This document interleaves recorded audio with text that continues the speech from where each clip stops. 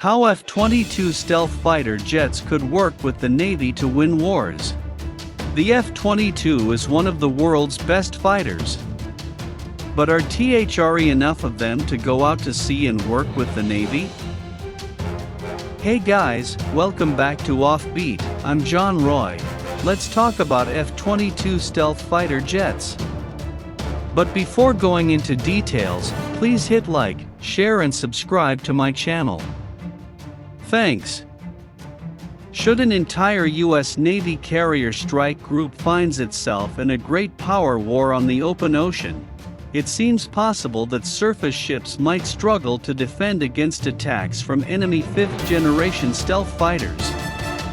Unless, that is, large numbers of carrier-launched F-35Cs were operational and able to engage in air-to-air combat against approaching enemy aircraft. But how about F-22 stealth fighter jets? During the US Navy's Valiant Shield exercise in the Pacific in September, the service began to explore the idea of having F-22 Raptors defend surface ships such as destroyers, amphibious assault ships and carriers. Perhaps the stealth fighter, believed by many to be the most dominant and advanced air superiority platform in existence, could defend. Carriers? Why not? Speaking of carriers, retired Lieutenant General David Depchula, Dean of the Mitchell Institute for Aerospace Studies, makes the point that damage to surface ships such as carriers in open ocean warfare can bring catastrophic effects. You can't sink land bases. They can be rapidly reconstituted. Carriers present a huge footprint that is potentially more vulnerable, but is that the? Given that the F-22 program was, in the minds of many, prematurely truncated years ago, there may not be sufficient numbers of available F-22s for a mission of this kind. More importantly, would they have the reach and staying power to preserve vulnerable airspace above surface ships? It seems availability, and the number of nearby F-35Cs, might also be pertinent factors.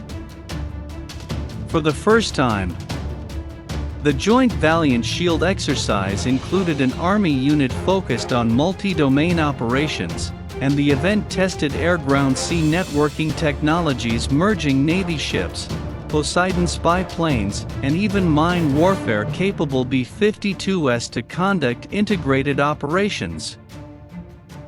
Broadly speaking, a Navy report referred to the mission scope as maritime security operations, anti-submarine and air defense exercises, amphibious operations, and other elements of complex warfighting. Carrier strike groups are of course known for their many defenses, such as air and missile defense interceptors, long-range guns and close-in defenses, such as phalanx guns or anti-torpedo technologies. Could ship self-defense systems, which increasingly include weapons, such as lasers and electronic warfare systems, be better served by having F-22s operate overhead? Such a prospect presents interesting options. Should an F-22 be able to reach the right ranges and be sufficient to conduct missions overhead? Refueling an F-22 with the Navy's emerging MQ-25 Stingray carrier-launched drone refueler, however, might extend dwell time and mission scope in a significant fashion. Existing ship defenses may be well equipped to defend against anti-ship missiles, enemy boats and even ballistic missiles, yet it does seem apparent that they could be vulnerable to 5th-generation enemy aircraft. Clearly these threat circumstances are why the Pentagon developed the F-35, yet they also raise the question as to whether an air-to-air dominant fighter like an F-22 might also be well suited to preserve air security in ocean warfare.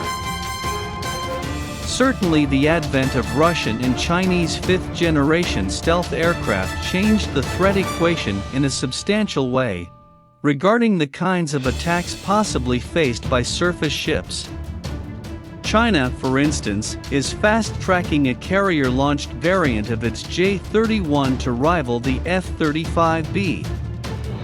F-18s are not going to bring much utility in a high-end fight, Depchula said.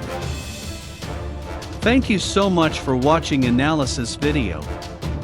Please hit like, share and subscribe my channel if you need more videos like this. Thanks.